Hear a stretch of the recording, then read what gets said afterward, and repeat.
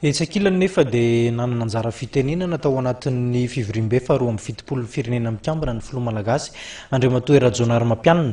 Ny fampandrosoana nanomboka tamin'ny taona 2014 mankaty no ambetin-draisany tao anatin'izany lahateniny izany ho arahantsika ity fanadihadiana ity.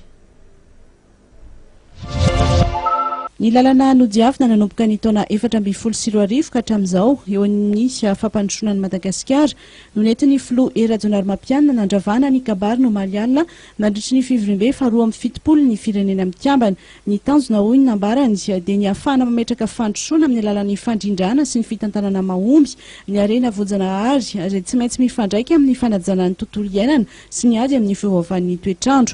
Betsaka kosa hoy izy ny ezaka natao amin'ny fametrahana ny famarinan-toerana ara-politika irosoana amin'ny fitoniana maharitra, ny ady amin'ny kolikoly, ny fametrahana fanjakana tsara tantana na koa ny fametrahana ny fampihavana-pirenena dia dingana maro no tanterahana.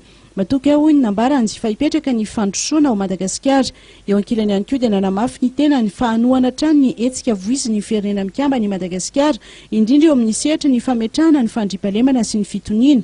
Fa ao anatin'izany ihany koa dia mivoy hatrany ny fanambarana Antananarivo na ny déclaration d'Antananarivo teo anivon'ny francophonie ny tenany. Azany dia mba hametrahana hatrany ny fitsinjarana mahomby ny fandrosoana sy ny ari-karena.